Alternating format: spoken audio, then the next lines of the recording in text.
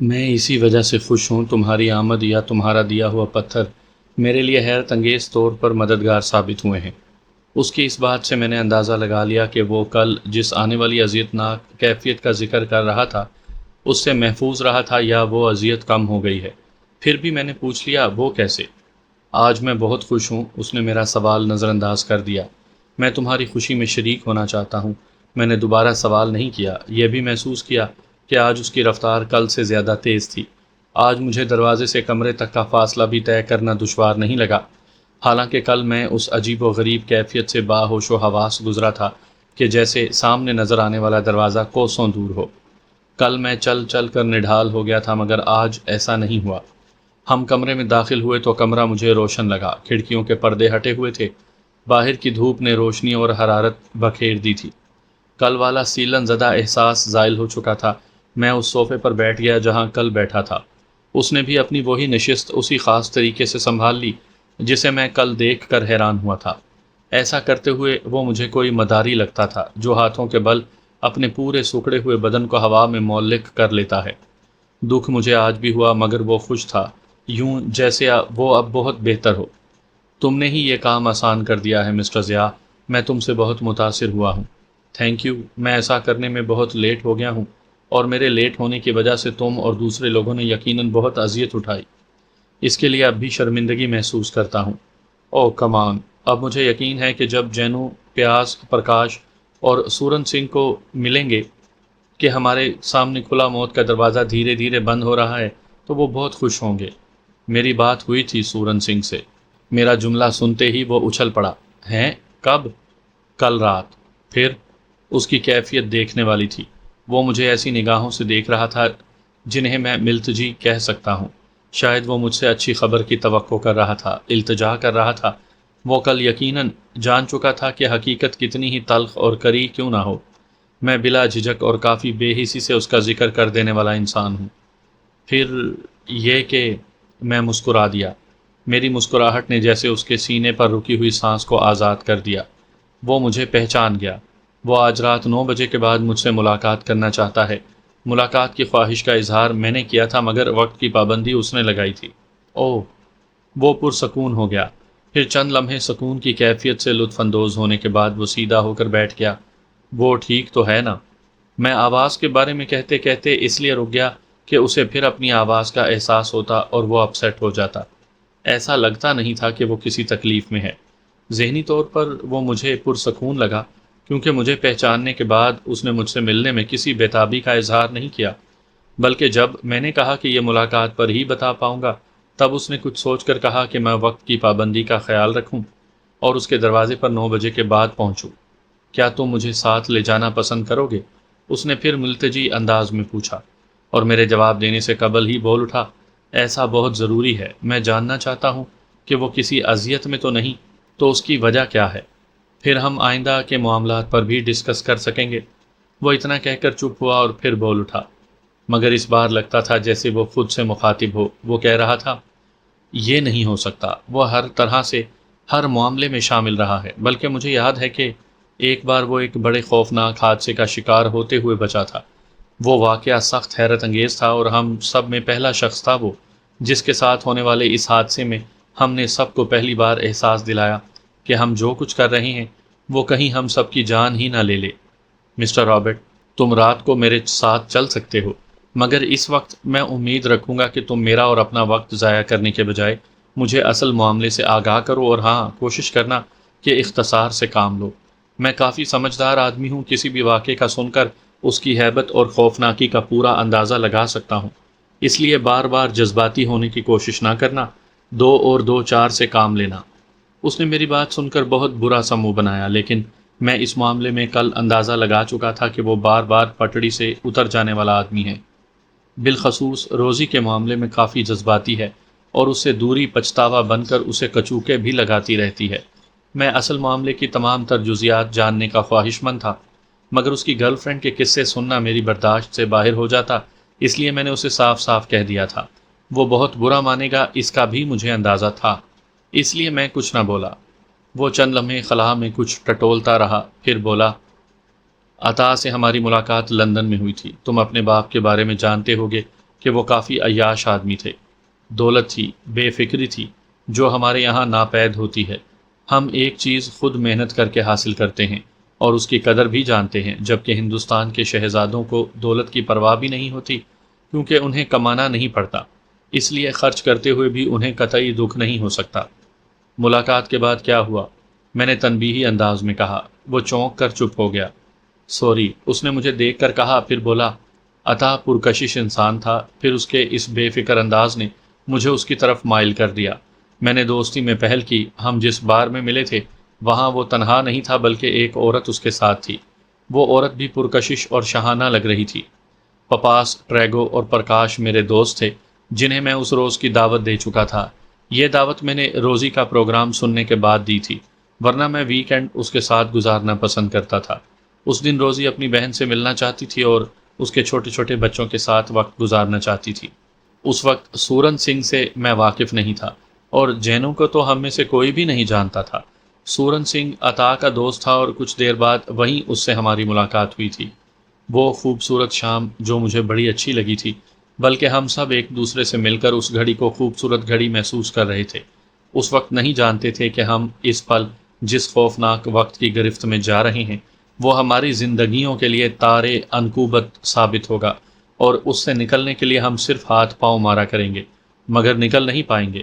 وہ خوشی کا آخری لمحہ تھا جہاں سے دکھوں کی ڈلوان شروع ہوئی تھی، اور ہم اس پر پھسلتے ہوئے زندگی کی بلندیوں سے پستی کی طرف چلے آئے۔ ہاں، تم سوچو کہ دکھ تو زندگی کی بلندیوں پر بھی پنپتے ہیں، مگر میں اسے پستی کے دکھ اس لیے کہہ رہا ہوں کہ یہاں سے ہمارے اس سفر کا آغاز لالچ جیسے پرکشش گناہ سے ہوا تھا۔ عطا نے اپنے ساتھ ہونے والی اس حسین عورت کا تعارف کروایا تو پتہ چلا کہ وہ ایلن ہے، مقناطیسی کشش کی حامل، ایک ایسی عورت جس کی آنکھوں میں اس کے مکمل، مطمئن اور پرسکون ہونے کا غرور ناچا کرتا تھا۔ میں نے پپاس اور پرکاش کا عطا سے اور ایلن سے تعارف کروایا۔ ہم اس رات کہے لگاتے رہے، سرور و مستی میں ڈوب کر انسانیت کی سطح سے اس وقت نیچے آ گرے جب ایلن نے شراب کے نشے میں بدمست ہو کر اپنی داستان سنا ڈالی، اور بتایا کہ اسے یونانی عورت نے ایک بریسلیٹ دے کر دنیا کی امیر ترین عورت بنا دیا ہے، جبکہ وہ ایک وقت کے لیے ایک برگر خریدنے پر بھی قادر نہیں رہی تھی۔ ہمارے دلوں کے شیطان ہمارے دلوں میں چٹکیاں لینے لگے، پھر ہم سب نشے میں تھے، پتہ بھی نہیں چلا کہ ان چٹکیوں نے وہ نیل ڈال دیے ہیں جو ہماری روح، ہمارے کردار کا حصہ بننے والے ہیں۔ ہم اس رات جدا تو ہو گئے، مگر اگلی صبح ہمیں یوں لگا جیسے ہم چاروں کا یکجا ہونا ضروری ہے۔ ہم نے آپس میں رابطہ کیا۔ عطا کے بارے میں ہمیں یہ علم نہیں تھا کہ وہ اس معاملے کو کس طرح لے رہا ہے، مگر اگلے روز کی ملاقات میں ایلن نہیں تھی۔ ہم سب نشے میں ڈوب کر ایک دوسرے کے سامنے اریاں ہو گئے۔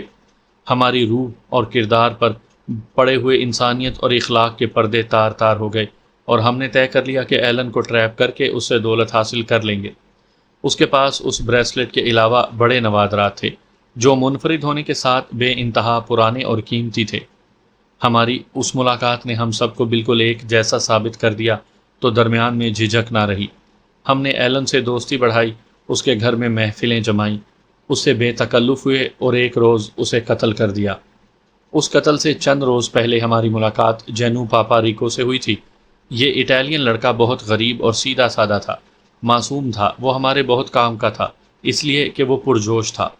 ہم سب نے طے کر لیا کہ اسے استعمال کریں گے۔ ایلن اس سے بہت متاثر ہوئی تھی، وہ نہیں جانتا تھا کہ ہمارے ارادے کیا ہیں۔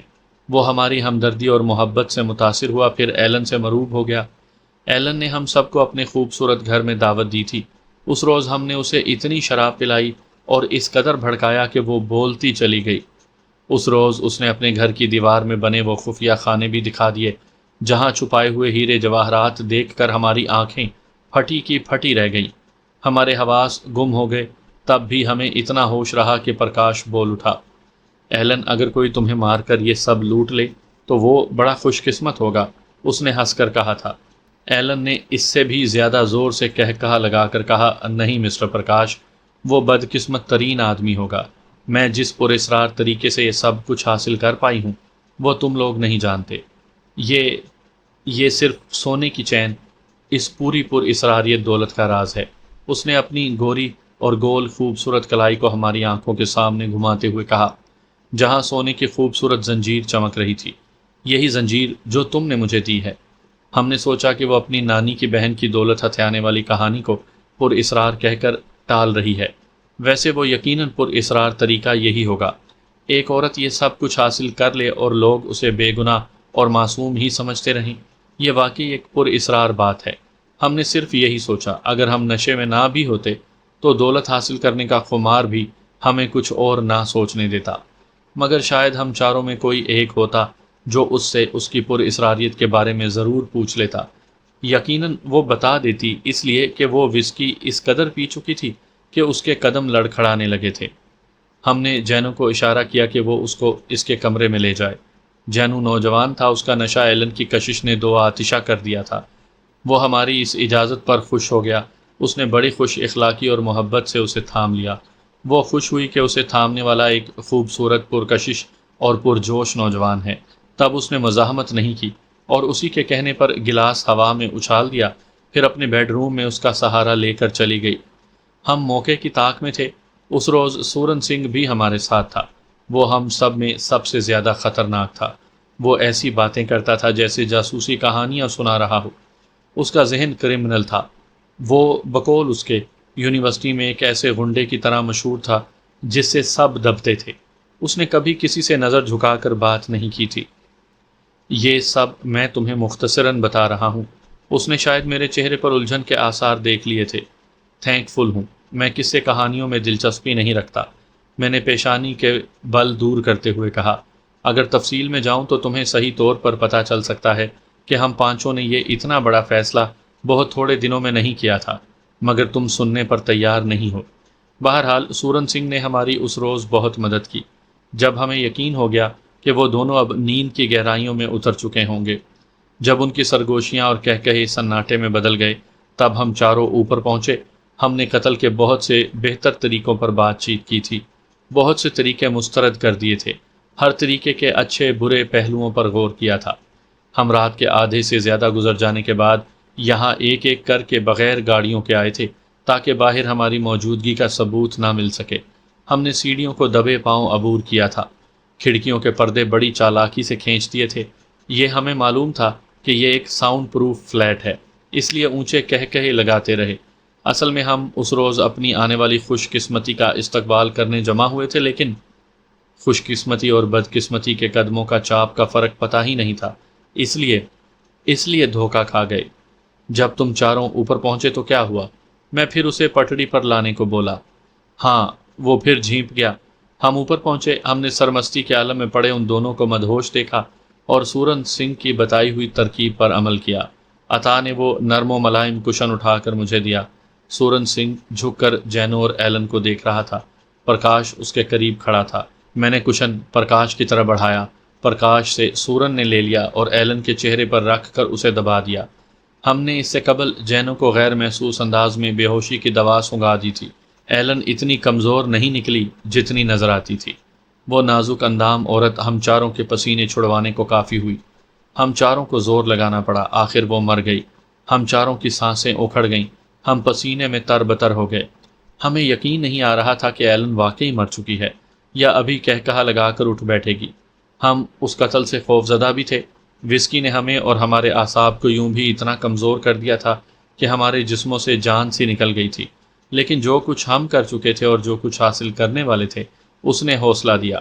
ہم صبح کی پہلی کرن کے سر اٹھانے سے بیشتر ہی اس قابل ہو سکے کہ وہاں سے نکل سکیں۔ ہم چاروں نیچے آ چکے تھے مگر جینو اب بھی بے خبر سو رہا تھا۔ سورن سنگھ نے مجھے کہا تھا کہ اسے بھی مار دیا جائے تاکہ پولیس کو کہانی مل سکے گی مگر ہم میں سے کوئی اس پر تیار نہیں ہوا۔ ہم نے سوچا سورن سنگھ سب سے زیادہ بے حس ہے۔ بہرحال میں نے پہلے سے طے شدہ پروگرام کے تحت عطا، کاش، سورن اور پپاس کے جانے کے بعد دوبارہ سیڑھیاں چڑھیں اور ایلن کے کمرے میں پہنچ گیا۔ ایلن بے سدھ پڑی تھی، مجھے اس کی کلائی سے وہ بریسلٹ اتارنا تھی، مگر اس وقت میری نگاہ اس کے سینے پر بیٹھی ایک خوفناک مکڑی پر پڑی۔ جانے وہ مکڑی تھی یا کیا چیز تھی، چمکدار بالوں سے بھری ہوئی، سرخ آنکھوں والی۔ اگر وہ مکڑی ہی تھی تو میں زندگی میں پہلی بار اتنی بڑی خوبصورت مگر ہیبت ناک مکڑی دیکھ رہا تھا۔ عین اس وقت جینو کسمسایا، وہ ہوش میں آ رہا تھا۔ میں نے اسے گھسیٹ لیا، وہ نیچے گرا، اٹھا اور پھر ایلن اور اس مکڑی کو دیکھ کر خوف زدہ ہو گیا۔ میں نے اسے بڑی مشکل سے سنبھالا، پھر چاہا کہ کسی چیز سے اس مکڑی کو ہٹا کر دور پھینک سکوں، مگر میں ایسا کرنے میں کامیاب نہ ہو سکا۔ پھر اسی وقت اس چین اور ایلن کے ساتھ ساتھ اپنی قسمت پر لعنت بھیج کر اپنی جان بچا کر تیزی کے ساتھ گھر سے نکل گیا۔ اگر میں دیر کر دیتا تو اس کی ملازمہ آ جاتی جس کے پاس گھر کی دوسری چابی موجود تھی، اور وہی ایلن کی سب سے زیادہ چہیتی تھی۔ ہم نکل کر جینو کے گھر پہنچے۔ نامعلوم کیوں جینو کا خیال تھا کہ ایلن مر چکی ہے۔ اس کے چہرے پر مردنی تو تھی جسے شاید میں پوری طرح محسوس نہیں کر سکا تھا، مگر جینو نے محسوس کر لیا تھا کہ وہ جذباتی لڑکا تھا۔ میں نے پروگرام کے مطابق اسے یہ باور کروا دیا کہ رات اس کی کسی حرکت سے وہ مر گئی ہوگی۔ ممکن ہے خود اس نے اس کا گلا دبا دیا ہو یا کچھ بھی کیا اور ایسا کہ وہ مر گئی۔ جینو یہ سن کر رونے لگا تھا۔ اس کا خیال تھا کہ اسے اب سب سے پہلا کام یہی کرنا چاہیے کہ پولیس اسٹیشن جا کر اپنے جرم کا اعتراف کر لے اور خود کو پولیس کے حوالے کر دے۔ میں کانپ کر رہ گیا۔ اگر میں سورن سنگھ کے پروگرام کے مطابق وہاں موجود نہ رہتا اور اس کی دی ہوئی ذمہ داری کے مطابق جینو کو اٹھا کر نہ لے جاتا تو آج ہم سب پھانسی چڑھ چکے ہوتے، مگر نہیں۔ ٹھہرو، میں شاید غلط کہہ گیا۔ مجھے یوں کہنا چاہیے کہ آج ہم اس عذاب سے بچے ہوئے ہوتے، ہم پرسکون ہوتے، ہم موت کی پرسکون وادی میں بے خبر سو رہے ہوتے۔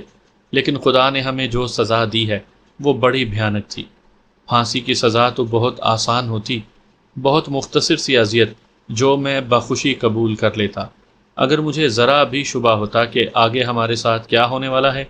مجھے تمہارے اور باقی لوگوں کے انجام سے دلچسپی نہیں ہے مسٹر رابرٹ۔ مجھے بتاؤ کہ پھر کیا ہوا، یہ پراسرار چکر کیا تھا؟ تم اب تک اصل بات کی طرف نہیں آئے۔ میں نے گھڑی دیکھی، 1 بج چکا تھا۔ وہ ناراض ہو گیا، چیخنے لگا۔ وہ چاہتا تھا کہ جب وہ بات کر رہا ہے اور اختصار سے بھی کام لے رہا ہے تو میں اتنی زیادہ صفاقی کا مظاہرہ نہ کروں جتنی صفاقی سے وہ سب کر چکے تھے۔ اوکے، میں نے دونوں ہاتھ اٹھا کر اسے نارمل رہنے کا اشارہ کیا۔ بی ایزی، اب شروع ہو جاؤ۔ وہ کچھ دیر لمبی لمبی سانسیں لیتا رہا، پھر اس نے پانی پیا۔ چند لمحے ذہن کو یکجا کرنے میں صرف کر دیے، پھر بولا۔ میں نے اسے قابو کیے رکھا، اسے سمجھایا، پھانسی کا خوف دلایا۔ جب خوف اس پر طاری ہو گیا اور وہ اعتراف کرنے سے باز آ گیا، تب میں نے اسے دولت کا لالچ دیا۔ اسے بتایا کہ اب بہت جلد ہم دولت مند ہو جائیں گے۔ میں جانتا تھا کہ ہمارے ساتھی ایلن کے تمام جواہرات لے گئے ہیں جنہیں ہمیں آج ہی رات کو آپس میں بانٹنا تھا۔ وہ سونے کی چین جسے ایلن کی کلائی سے اتارنا میری ڈیوٹی تھی، مگر میں اسے پورا نہیں کر سکا تھا۔ اس کے بارے میں طے ہوا تھا کہ اسے کچھ عرصہ میں رکھوں گا، پھر جب میرا مقصد پورا ہو جائے گا تو باری باری وہ سب اس سے مستفیض ہوں گے۔ لیکن اب میں پریشان تھا۔ اسے اتارنا ضروری تھا اور ادھر جینو کو قابو کرنا بھی اہم۔ میں نے اسے قدرے پرسکون کرنے کے بعد عطا کو اس واقعے کی اطلاع دی اور جینو کے سامنے یہی پوز کیا کہ وہ جینو کی کسی حرکت کی بنا پر ماری گئی ہے اور اب ہم سب مل کر جینو کو بچانا چاہتے ہیں۔ وہ فوراً جینو کے گھر پہنچ گیا۔ وہاں پہنچ کر اسے پتہ چلا کہ وہ چین نہیں لے سکا۔ یہ میں نے جینو سے چھپ کر اسے بتا دیا تھا۔ وہ یہ سنتے ہی سیدھا ایلن کے گھر پہنچا۔ مجھے ڈر تھا کہ وہ پکڑا جائے گا، اس لیے میں نے اسے منع بھی کیا تھا، مگر عطا بڑا باہمت تھا۔ وہ وہاں پہنچا اور اس ملازمہ کو بھی جل دے کر اس کی کلائی سے وہ چین اتار لی۔ اس وقت تک ملازمہ جان چکی تھی کہ ایلن مر چکی ہے، پولیس کو فون کر چکی تھی، ایلن کے کچھ دوسرے عزیزوں کو بھی اطلاع دے چکی تھی، مگر حسن اتفاق تھا کہ ابھی تک کوئی پہنچا نہیں تھا۔ عطا نے اپنی چرب زبانی سے اسے یقین دلایا کہ وہ ایلن کے پروگرام کے مطابق آیا ہے، کیونکہ آج ایلن اس کے ساتھ ساحل سمندر پر جانا چاہتی تھی اور رات ہی اس نے فون کر کے عطا سے پروگرام طے کیا تھا۔ وہ اس کی موت کا سن کر بلک بلک کر رویا بھی۔ ملازمہ کا دکھ اس نے بتایا، پھر ایلن کی پیشانی کو بوسہ دینے کی خواہش کا اظہار کر کے اس کے کمرے میں گیا۔ ملازمہ کو اس نے ہم دوستوں کا نمبر دے کر بزی کر دیا کہ وہ فوراً ہم سب کو اس اندوناک حادثے کی اطلاع دے۔ وہ ایلن کے کمرے میں پہنچا۔ اس نے بقول اس کے وہاں کوئی مکڑی نہیں دیکھی۔ اس نے کلائی سے بریسلٹ اتار لی۔ وہ پھر نیچے آ گیا اور ملازمہ کے ساتھ بیٹھ کر اسے تسلی دینے اور رونے لگا۔ پھر پولیس آئی اور عزیز بھی۔ ہم سب پہنچ گئے، مگر میں نے جینو کو وہاں نہیں جانے دیا، بلکہ اسے خواب آور گولیاں دے کر مکمل آرام کرنے کو کہہ دیا۔ ایسا بہت ضروری تھا، ورنہ وہ کچھ بھی کر سکتا تھا۔ سب کچھ ہماری توقع کے مطابق ہو گیا۔ پولیس کا خیال تھا کہ یہاں کسی نے اسے لوٹ کر مار دیا ہے، مگر کوئی نشان نہیں چھوڑا۔ میں شاید بتانا بھول گیا کہ ہم سب نے وہاں نچلے حصے میں پارٹی کے دوران جو کچھ بکھیرا تھا صاف کر کے گھر کو ایسا کر دیا تھا کہ جیسے وہاں ایلن کے سوا کوئی بھی نہ آیا ہو۔ پھر اس کی تدفین کے موقع پر جب ہم قبرستان پہنچے تو آخری دیدار کے وقت اس کی دوسری کلائی میں بھی ویسی ہی زنجیر دیکھ کر دم بخود رہ گئے، جو بقول اس کی ملازمہ اور وکیل کے اس کی وصیت کے مطابق اس کے ساتھ دفن ہونا تھی۔ اسے دفن کر دیا گیا اس زنجیر سمیت۔ ہم سب حیران تھے کہ ایلن نے ہم سے ایک زنجیر کا ذکر کیا تھا، پھر یہ دوسری کہاں سے آ گئی؟ عطا نے کہا کہ وہ چالاک عورت تھی، اس لیے ہو سکتا ہے کہ اس نے نقلی زنجیر پہن رکھی تھی، وہی ہمیں دکھائی تھی، جبکہ دوسری کلائی میں دوسری بھی پہنی ہوئی ہوگی یا کہیں رکھی ہوئی ہوگی جو وصیت کے مطابق اس کی کلائی میں ڈال دی گئی۔ حیرت کی بات یہ ہے کہ اس کی ملازمہ جو 24 گھنٹے اس کے ساتھ رہتی تھی، اس نے بھی کسی دوسری زنجیر کا ذکر نہیں کیا۔ اب ہمارا شک مزید پختہ ہو گیا۔ ہم اس کی تدفین میں اس کے اچھے دوستوں کی طرح نہ صرف شریک ہوئے بلکہ ہم بڑے دل گرفتہ بھی نظر آتے رہے۔ ہم نے اس کے عزیزوں سے بڑے مناسب اور ہمدردانہ انداز میں تعزیت بھی کی، لیکن ہم سب بے چین ہو چکے تھے۔ اس کی تدفین کے 6-7 روز کے بعد ہم نے اس قبرستان میں جا کر اس کی قبر کھود کر اس کی دوسری زنجیر کو حاصل کرنے کا پروگرام بنا لیا۔ اس نے جملہ ختم کر کے گہرا سانس لیا، جیسے بول بول کر تھک چکا ہو۔ میں چونک اٹھا، میں نے جو خواب بچپن میں دیکھے تھے شاید وہ انہی میں سے ایک سنانے جا رہا تھا۔ میں سنبھل کر بیٹھ گیا۔ اس نے پانی کی طرف دیکھا، میں نے لپک کر اسے گلاس دے دیا۔ جتنی دیر وہ پانی کے گھونٹ حلق سے اتارتا رہا اتنی دیر میری نگاہیں اس کی بھدی اور پر ہیبت گردن پر جمی رہیں، جسے آپ گردن تو کہہ ہی نہیں سکتے، گوشت کا ایک بچہ سا تھا، جیسے موٹی ہو جانے والی عورتوں کے پیٹ کے نچلے حصے پر لٹک آتا ہے۔ اس نے گلاس رکھا، نم ہونٹوں کو آستین سے صاف کیا اور بولا، پھر اس رات ہم سب کالے کپڑوں میں ملبوس ہو کر آدھی رات کے وقت قبرستان پہنچے۔ ہم نے بڑی محنت اور خوف کے ساتھ اس کی قبر کھودی، اس کی کلائی سے زنجیر اتار لی، تب یہ دیکھ کر خوف سے تھر تھر کانپنے لگے کہ اس کے سینے پر وہ سنہری مکڑی موجود تھی۔ زنجیر عطا ہی نے اتاری تھی اور وہ میرے سنہری مکڑی والے واقعے کو میرا وہم قرار دے چکا تھا، اسی لیے سب سے زیادہ وہی خوف زدہ ہوا، جبکہ میں نے کم خوف محسوس کیا۔ مجھے اس کی خوشی تھی کہ عطا نے مکڑی دیکھے بغیر پہلے زنجیر حاصل کر لی تھی، ورنہ شاید ہم اس روز واپس آ جاتے۔ وہاں نظر آنے والی مکڑی کی وجہ سے باقی لوگوں نے میری بات پر یقین تو کر لیا تھا، مگر سب اس دوسری چین کو بھی حاصل کرنے پر خوش تھے۔ ہم نے اس رات دوسرا جشن منایا۔ اس میں ایلن شامل نہیں تھی، مگر دولت کی کنجیاں ہمارے قبضے میں تھیں، اور ان زنجیروں نے ہمارے اندر بھی اسی سکون، غرور اور مکمل ہونے کے احساس کو پناہ دے دی تھی، اس لیے ہم سب بہت خوش تھے۔ اس کے بعد یہی طے پایا کہ ہم ان زنجیروں میں فرق نہیں کر پا رہے، اس لیے اب عطا ان دونوں کو اپنے پاس رکھے، پھر باری باری سب اس کے مالک بنیں گے اور یہ سرکل سا بن جائے گا۔ 5ویں آدمی کے بعد پھر پہلے آدمی کا نمبر آئے گا۔ باقی دولت سے بھی ہم نے حصے لے لیے۔ ہم نے سب سے زیادہ جینو کو دیا تاکہ وہ اپنے اندر کے مجرم کا گلا گھونٹ سکے، جسے ہم نے بے وجہ ہی مجرم باور کروا دیا تھا۔ اسے ہیرے جواہرات کی چیزیں دینے کے بجائے ہم نے کیش رقم دی جو ہم سب نے مل کر جمع کی تھی، تاکہ وہ کسی چیز کو مس یوز کر کے ہمیں پھنسوا نہ دے۔ اس دولت نے اس میں بڑی مضبوطی پیدا کر دی۔ پھر اس کا یہ خوف بھی رفتہ رفتہ دور ہو گیا کہ اسے پولیس بالآخر پکڑ لے گی اور اسے اپنے انجام سے ہر حال میں دو چار ہونا ہی پڑے گا۔ ہم سب دوست ایک ساتھ سیاحت پر نکل کھڑے ہوئے۔ اس بار ہمارا پروگرام انڈیا جانے کا تھا، کیونکہ ہم ایشیائی ممالک میں اس خطے کی پراسرار کہانیوں سے بہت متاثر تھے، اور عطا کی دعوت کو اس سے پہلے کئی بار محض پیسوں کی کمی کی وجہ سے مسترد کر چکے تھے۔ حیرت انگیز بات یہ تھی مسٹر ضیاء کہ جس روز ہم نے قبرستان سے دوسری زنجیر حاصل کی تھی، اس کے اگلے روز عطا کی $1,00,000 کی لاٹری نکل آئی۔ تم تصور کر سکتے ہو کہ یہ دولت عطا کی تھی، مگر اس کی خوشی ہم سب کو کیوں ہوئی تھی؟ ہاں، ہمیں یقین ہو گیا تھا کہ اب ہم سب دنیا کے امیر ترین اور مکمل ترین لوگوں میں شمار کیے جائیں گے۔ کتنا مضحکہ خیز لگ رہا ہوں آج میں کہتے ہوئے کہ ہمیں اپنے مکمل ہو جانے کا غرور ہوا تھا، اور میں اپنی مکمل جسمانی ساخت تک اسی چکر کے ہاتھوں کھو چکا ہوں۔ وہ آپ دیدہ ہو گیا۔ میں نے محسوس کیا کہ میری گردن کی پشت پر یعنی گدی میں سنسناہٹ سی ہو رہی تھی، جیسے اندر کہیں گرم گرم لاوا بہنے لگا ہو۔ میں بے چین ہو گیا۔ میں نے گدی پر ہاتھ پھیرا۔ ہم نے بحری سفر کا پروگرام بنایا تاکہ وقت کو زیادہ سے زیادہ انجوائے کر سکے۔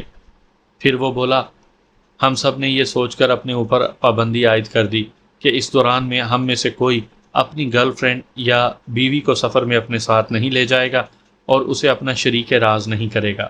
ہم نے اپنی کمزوریوں کی بنا پر یہ پابندی عائد کی۔ مجھے اس پابندی سے زیادہ دکھ پہنچا تھا کیونکہ میری گرل فرینڈ روزی نے میرے ساتھ میرے برے دن شیئر کیے تھے۔ میں اسے اپنے آنے والے اچھے دنوں کا یقین دلا کر اس کی مایوسی ختم کرنا چاہتا تھا، مگر مجھے ایسا کرنے نہیں دیا گیا۔ یہ پابندی اپنی جگہ ضروری تھی اور اس کی اہمیت سے انکار بھی نہیں کیا جا سکتا تھا۔ ہم نے تو اپنے اوپر بے تحاشا نشے کو بھی حرام کر لیا۔ پابندی لگا دی کہ 4 پیگ جو ہم آسانی سے ہضم کر لیتے تھے، اس سے زیادہ کوئی نہیں پیے گا۔ مجھے اس کا قلق نہیں تھا، مگر روزی کی جدائی اور اس کی مایوس کن باتیں سن کر دل ہی دل میں بہت افسردہ اور اداس ہوتا تھا۔ پھر میں نے اسے پروگرام کے مطابق کہہ دیا کہ میں دولت حاصل کرنے اپنے ملک سے دوسرے ملک جا رہا ہوں۔